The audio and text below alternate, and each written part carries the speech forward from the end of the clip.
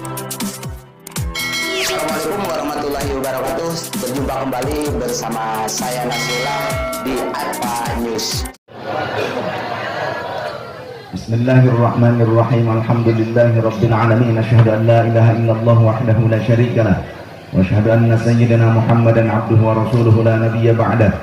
Allahumma shalli ala sayyidina Muhammadin al-Fatih lima ughliqa wal khatim lima sabaqa nasiril haqqi bil haqqi wal hadi ila siratikal mustaqim. وعلى آله حق قدره ومقداره العظيم سبحانك لا علم لنا إلا ما علمتنا إنك أنت العليم الحكيم ربنا افتح بيننا وبين قومنا بالحق وأنت خير الفاتحين اللهم افتح علينا فتوح العارفين اللهم نور قلوبنا بنور هدايتك كما نورت الأرض بنور شمسك أبدا أبدا برحمتك يا أرحم الراحمين اللهم ارزقنا فهم النبيين وحفظ المرسلين وإلهام الملائكة المقربين رب زدنا علما نافعا وارزقنا فهما اللهم فقهنا في الدين وعلمنا التأويل اللهم اهد قومنا بهداك اهدنا واهدنا الى صراطك المستقيم صراط الذين انعمت عليهم من النبيين والصديقين والشهداء والعارفين رب اشرح لنا صدورنا ويسر لنا امورنا واحلل عقدة من السنتنا يفقهوا اقوالنا اللهم ارنا الحق حقا وارزقنا اتباعه وارنا الباطل باطلا وارزقنا اجتنابه اللهم ثبتنا بالايمان والاسلام والاحسان وثبتنا بالتقوى والاستقامه ثبتنا بالاخلاق الكريمه والاخلاص وثبتنا باهل السنه والجماعه على منهج نهضه العلماء وثبتنا على الطريقة المعتبرة يا أرحم الراحمين اللهم سلم ألسنتنا عن سمت القلم وعن خط الفتى يا أرحم الراحمين. Ibu kepanasan? Kentos biasa apa panasan? Di dapur kepenuhan pengihat. Ayuh sadat wa sadatil a'izai wal fudala yang kami muliakan, segenap para muallim wal muallimah yang kami cintai, pangresa abah, kesepuhan, sekeluarga besar pondok pesantren Hikmatul Aliyah. Mudah-mudahan Allah Subhanahu wa taala meneguhkan dalam perjuangannya pantang surut untuk terus menyampaikan kebenaran, menyampaikan kebaikan, mengajarkan tentang cinta, mengajarkan tentang adab kepada kita sekalian. Mudah-mudahan saya juga yang datang saat ini niat silaturahim, mendapatkan rahmat dari Allah dengan wasilah semua yang hadir di tempat ini karena penuh adab, penuh cinta. Mudah-mudahan kita nanti berjumpa dengan Sayyidul Wujud Sayyidina Muhammad sallallahu alaihi wasallam. Yang kami hormati segenap tokoh pemerintah, tokoh masyarakat, jamaah dari rahmat Allah Subhanahu wa taala.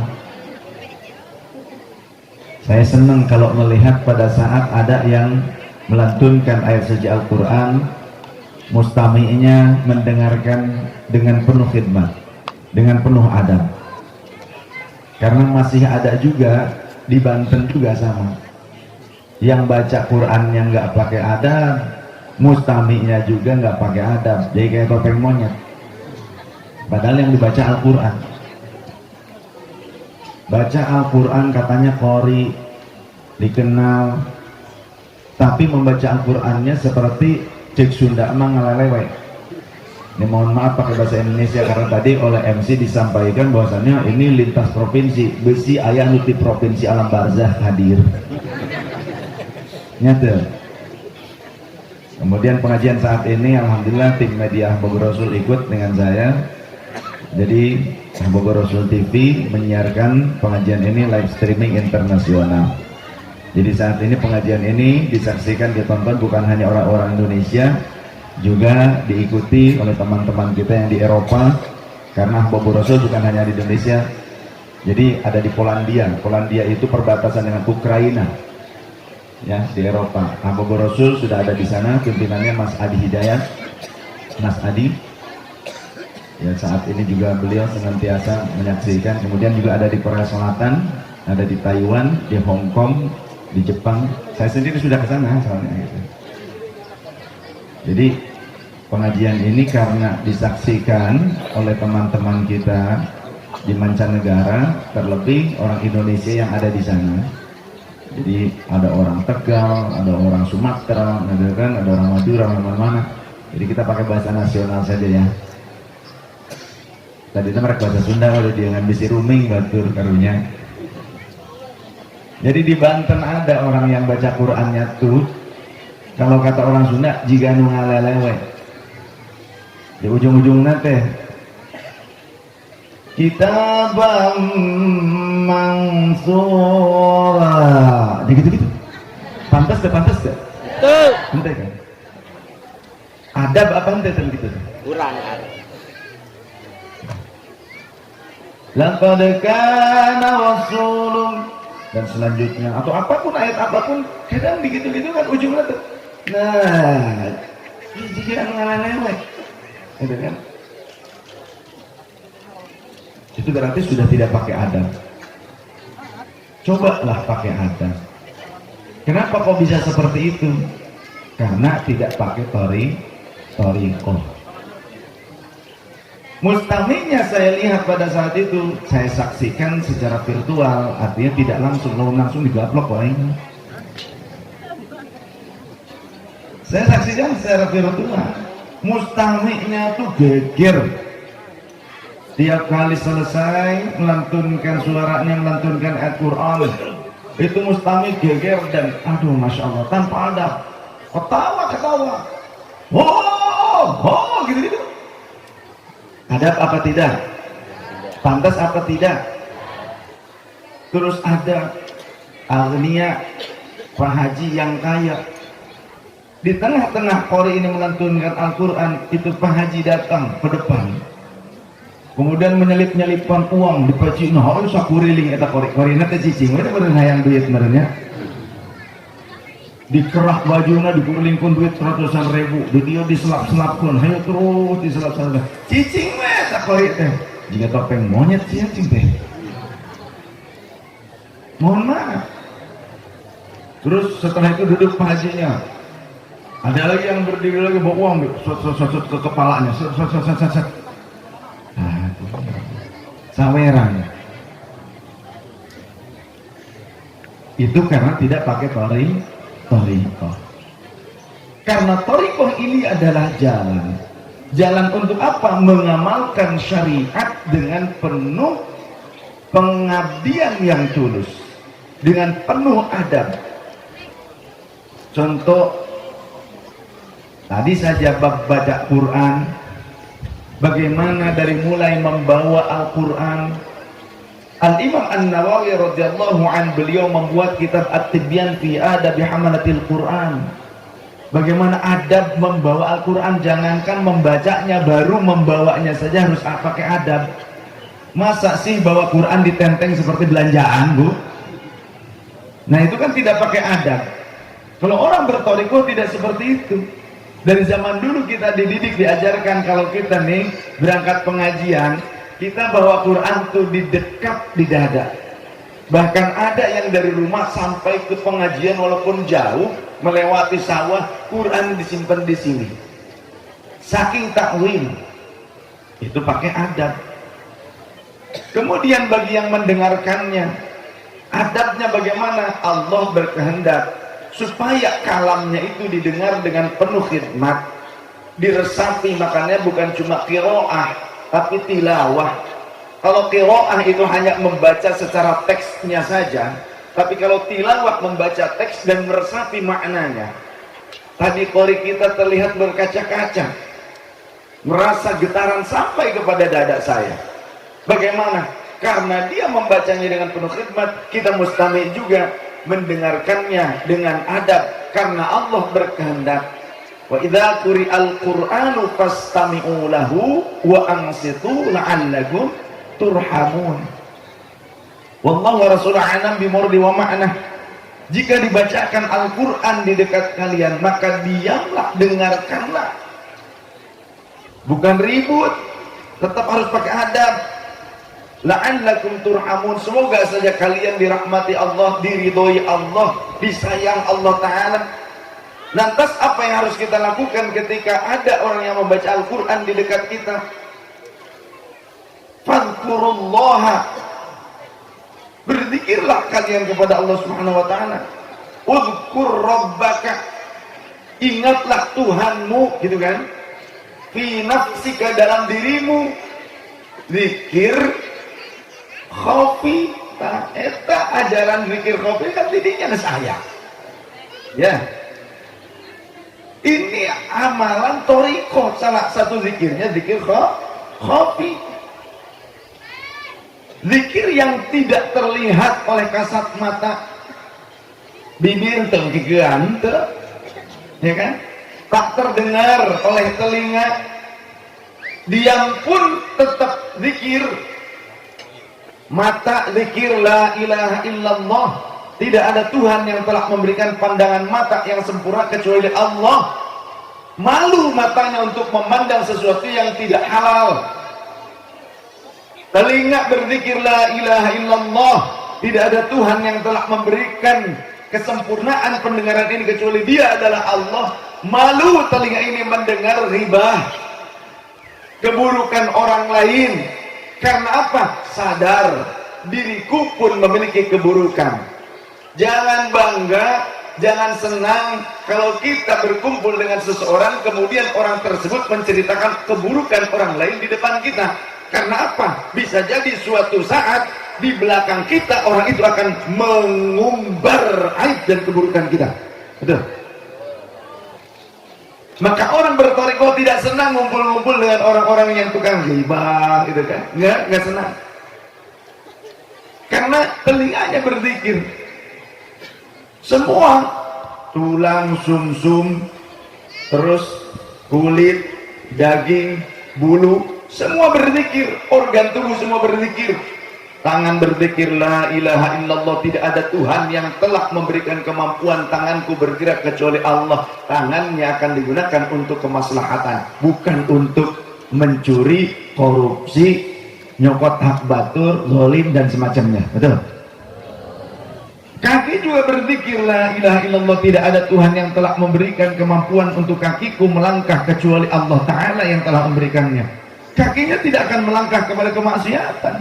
Maka hanya ada di thariqah pelajaran seperti ini. Kalau di luar thariqah, khawatirnya casingnya ibadah tapi mardud, ditolak. Emang ada ibadah yang ditolak? Ada. Contohnya ibadah yang tanpa ilmu. Di dalam kitab Zubat juga kan sudah mafhum kita bahwa kullu man bighairi ilmin ya'malu a'maluhu mardudatun la tuqbalu. Setiap amal yang dilandasi tanpa ilmu, yang tidak dilandasi oleh ilmu, diamalkan, dilakukan tapi tanpa ilmu, maka kansnya sangat besar, kemungkinannya besar amal itu tertolak dan tidak diterima oleh Allah Subhanahu wa taala. Kita asal saja. Sama, thariqah juga ilmu tasawuf. Apa itu tasawuf? Tasawuf itu penyucian jiwa. Isinya sih penyucian jiwa, tazkiyatun nafsi. Sofa membeningkan diri kita, pembeningan jiwa kita supaya terhindar daripada najis-najis batin. Kalau najis anjing masih bisa dihilangkan dengan 7 basuhan air, salah satunya dicampur dengan tanah. Tapi kalau najis batin, andai pun dibasuh dengan air dari 1000 lautan, belum tentu akan hilang. Apa najis batin? Sombong, riya, ujub. Ujub itu merasa lebih hebat daripada orang lain. Bahkan sifat-sifat seperti ini bisa entep kasahawae, termasuk kakiai sekalipun.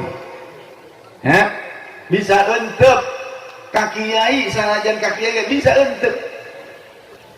Jangan dipikir setan itu selalu menggoda supaya kita meninggalkan ibadah. Tidak selalu. Talbisu iblis. Begitu lembutnya hasutan iblis, sampai-sampai juga iblis sering menggoda manusia supaya terus ibadah. Ketika digoda supaya meninggalkan ibadahnya tidak bisa, maka iblis ganti cara. Bagaimana caranya menggoda supaya dia memperbanyak ibadah? Tapi nanti dihembuskan oleh iblis, kamu tuh sudah jadi wali, ya, kamu tuh sudah jadi syekh, kamu tuh sudah jadi kiai, kamu tuh sudah jadi ustad, tad gitu. Entah tad ustad, entah tad murtad gitu kan. Nggak tahu tuh. Awas, hati-hati. Kok bilang begitu? Tidak ada yang tidak mungkin. Tuh yang kemarin rame-rame di televisi, di berita, ada pastor yang sebelumnya yang pastor yang mengatakan dan meminta kepada Kementerian Agama supaya menghapus 300 ayat dalam Al-Quran. Kan ramai kan? Siapa itu? Pendeta Saifuddin, ya kan? Pendeta Saifuddin, namanya Saifuddin. Kok pendeta namanya Saifuddin? Siapa dia? Dia dulu itu ustadz di Az-Zaitun Indramayu.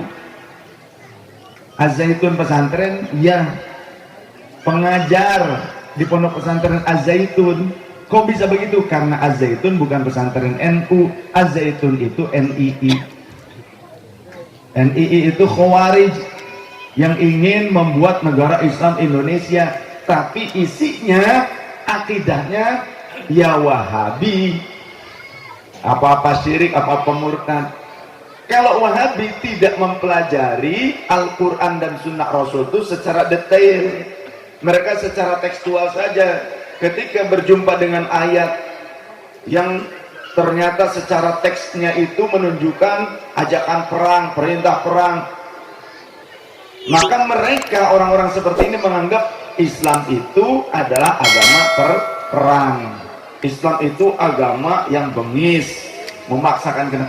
Padahal harus tahu asbabun nuzulnya ayat itu. Hadis juga harus tahu asbabun wurudnya. Maqasidus syariahnya harus paham. Jangan hanya kita nih terbelenggu dengan teks dalil. Awas, hati-hati. Jadi itu tuh pengajar di Az-Zaitun, tadinya ustaz tadinya menurut mereka, tapi sekarang jadi murtad. Makanya tadi itu entah tad ustaz atau tad udah murtad gitu kan? Itu yang saya maksud. Dan banyak kejadian sejak zaman dulu. Jangan dipikir kita ini sudah sudah dipastikan bakal selamat, sudah dipastikan akhir hayat kita selamat. Jangan begitu.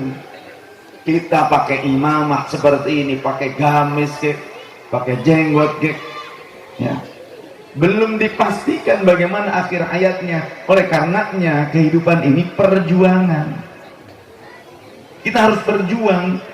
Nah sekarang kalau kita berjuang, contohlah dalam peperangan, kalau tidak punya ilmunya, tidak tahu taktiknya, bagaimana? Ya kalah. Kita sekarang sedang berjuang melawan hasutan setan. Setan kalau nggak berhasil membuat kita jauh dari ibadah, dia akan mengajak kita, mendorong kita memperbanyak ibadah, tapi membuat kita, menghasut kita supaya menjadi sombong, ujub, merasa lebih hebat daripada orang lain, ya kan? Ria, sum'ah itu apa? Sum'ah itu inginnya populer. Sum'ah itu senangnya dipuji. Kalau ada kritikan dari orang lain kemudian langsung wah marah. Itu sum'ah tuh, senangnya dipuji aja, mencari pujian. Nah kalau kita mencari ilmunya seperti itu, kita jadi kiai, kita jadi ustadz, kita dianggap guru. Tapi kalau tujuan awalnya mencari ilmunya begitu, man talabal ilma, kata baginda Rasul, siapa yang mencari ilmu, liyujaziya bihil ulama, tujuannya ingin lebih hebat daripada ulama yang lain, bisa ngimbangin atau bisa lebih mumpuni dibandingkan ulama yang lain supaya lebih hebat, auliu mariya bihis sufaha, atau ingin ngakalin orang-orang awam, orang-orang bodoh, diakalin, dipolitisasi, ataupun diprovokasi, ataupun orang-orang bodoh ditipu. Gampang nipu orang bodoh mah, ya, bodohin orang bodoh. Itu contoh. Tujuan punya ilmunya begitu. Asal dibalut pakai dalil, udah ngikut saja, manut saja. Padahal diprovokasi supaya jadi khawarij, memberontak pada pemerintah yang sah atas nama agama, pakai dalil. Bukan cuma sekarang, dan zaman dulu juga sudah ada. Di abad ke-5 Hijriah, Imam Ibn Rushd radhiyallahu an sampai membuat kritikan ironi. Idza aradta an tada'akkama fil jahili fa 'alaika an taghliba kull batilin bi ghilafi dinihim. Jika engkau ingin memonopoli orang-orang awam, mengerahkan orang-orang awam, memprovokasi orang-orang awam, maka balutlah segala perkara yang batil dengan dalil agama. Awas, hati-hati. Ingin punya harta yang banyak, provokasi orang yang awam pakai dalil agama, gampang keluar duitnya. Ya, ingin mudah dapat duit, sing sieunan orang-orang awam, takut-takuti orang-orang awam, takut-takuti. Awas, ente ngelawan ke Habib, lamun Habib minta sesuatu ente teu mere, ente bakal kawalat. Orang awam pasti takut. Saya mah teresep kan karena itu. Saya matur ke Abah Lutfi, kepada orang tua kami, Abah, mohon maaf bahapunten, abdi sok galak ka dulur-dulur ka habaib-habaib anu mung nyandak nasab hungkul tapi goreng akhlakna, malah sok zolim ka umat. Kumabah mah enggak sae, cek Abah gitu. Kata Habib Lutfi bagus katanya. Jadi saya mah sudah mendapatkan legalitas lah dari Abah Lutfi untuk galak-galak begini, walaupun kepada ahlul bait juga itu urusan saya, biarin. Karena banyak mereka kalau ingin, saya aneh mau ngadain ini nih, aneh mau ngadain maulid, boleh maulid, boleh maulud. Kalau maulud, zat yang dilahirkannya, anak bayi yang dilahirkannya, maulud. Sedangkan kalau maulid itu bisa maknanya isim zaman atau isim makan, bisa waktu kelahiran atau tempat kelahiran. Boleh kita mengucapkan tasyakur di maulidir Rasul sallallahu alaihi wasallam atau tasyakur di maulidir Rasul sallallahu alaihi wasallam. Benar semuanya. Yang enggak benar yang menyalah-nyalahkan mauludan. Benar, gitu kan? Yang enggak benar yang menyalah-nyalahkan mauludan.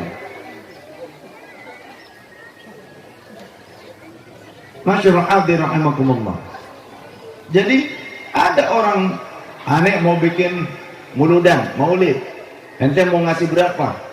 Dikasih 300.000, 500.000, marah, mintanya kambing dua, kambing hiji seberapa dia domba? 3 juta, 3 juta sayanya mau renah yang genap juta ta duit sarua jeung kitu. Yang seperti ini walaupun Habib yang melakukannya terpantas, karena guru kami Abah Lutfi malah ngasih. Waktu di Pandeglang di sini, waktu di Abah Adi Abuya Muhtadi, saya coba colek-colek ke Abah Lutfi, Bah, di sini belum ada nih, bikin acara kita. Kata Abah Lutfi, oh siap. Kalau di sini kita bikin acara besar, kebetulan ada Pak Kapolres, ya, Ibu Bupati waktu itu di Pandeglang. Kalau bikin acara nanti kambingnya dari 50, Abah Lutfi mengeluarkan kambing, mengeluarkan domba, nyumbang domba 50. Nah, zuriyah Rasul anu cakep begitu kan?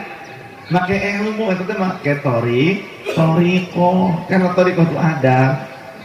Gak mau minta Abah Lutfi mah, walaupun deketin presidennya. Untuk pribadi enggak mau.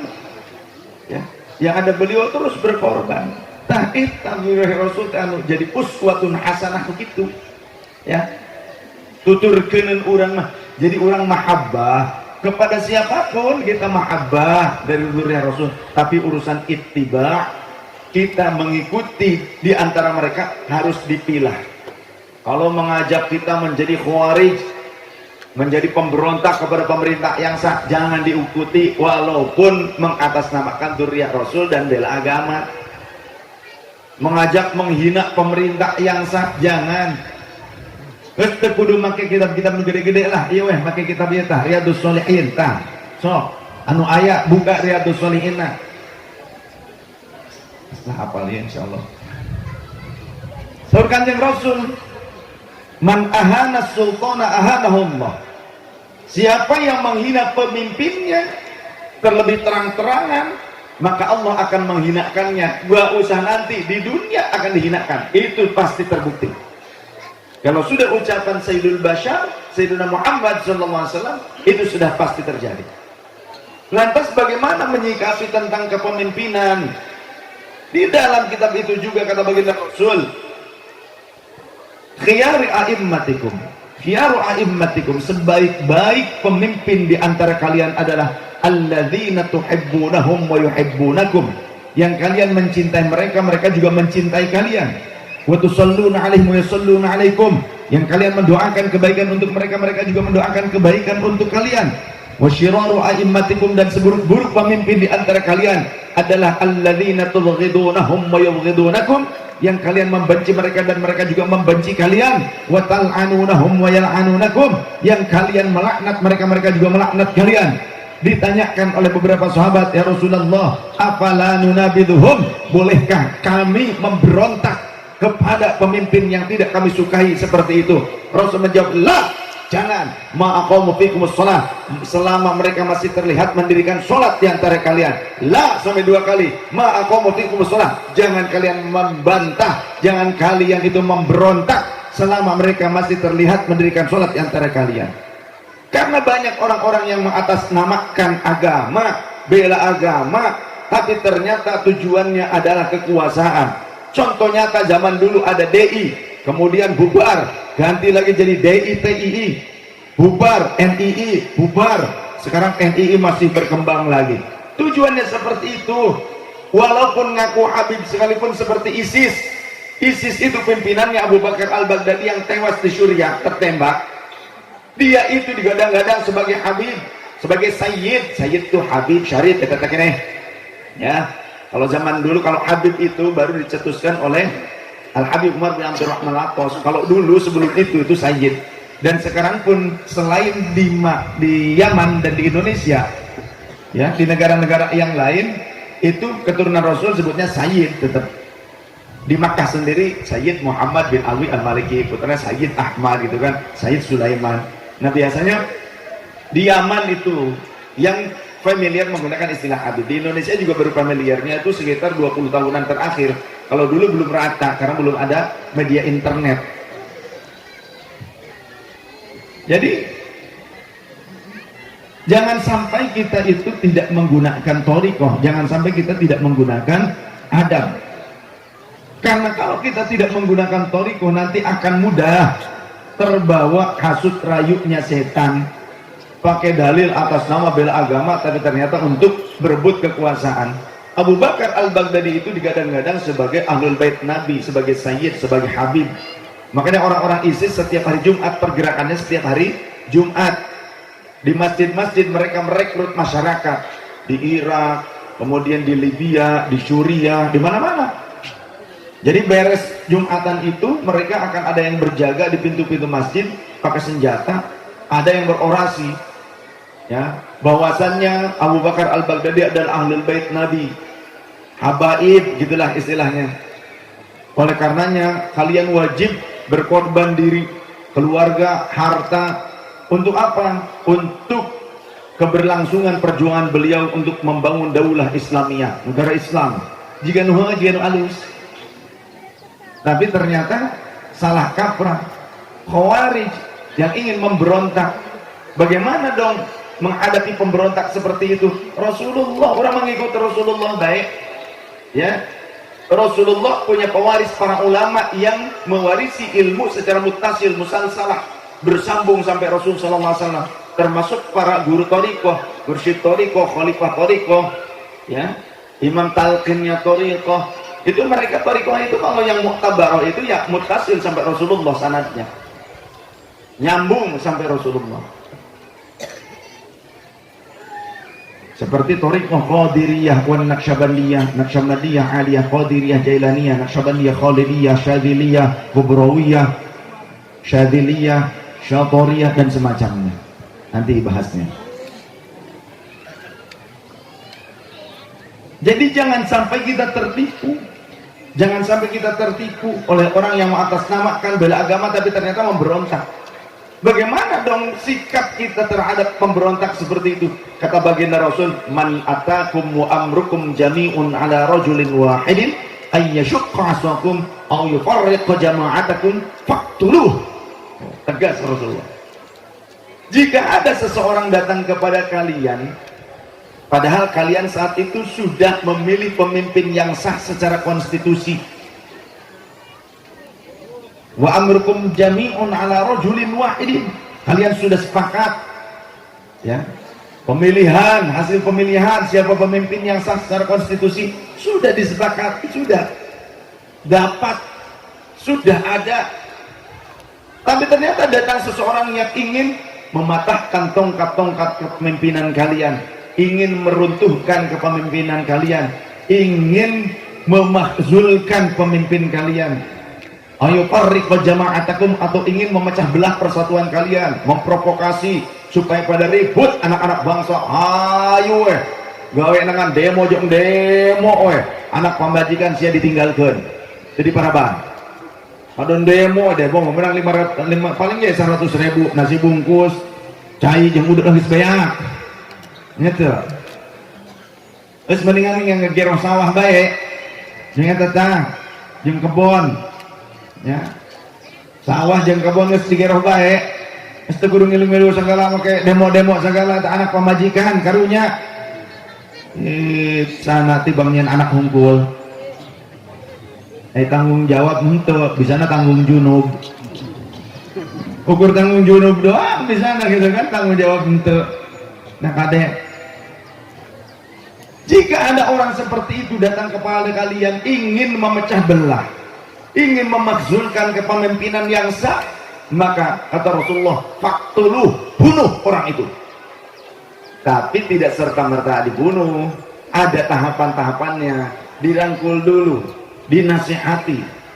Jika dia melawan bahkan sampai mengajak perang, dia melawan sampai berupaya untuk memprovokasi supaya terjadi peperangan, maka boleh ditangkap. Jika dia pegang senjata, melawan dengan senjata, maka boleh dibinasakan. Bukan dibina lagi, kalau begitu sudah langsung binasakan. Kalau awalnya dibina dulu. Kan dai-dai sebelumnya kan bingung Pak Karno ini menghadapi dai-dai.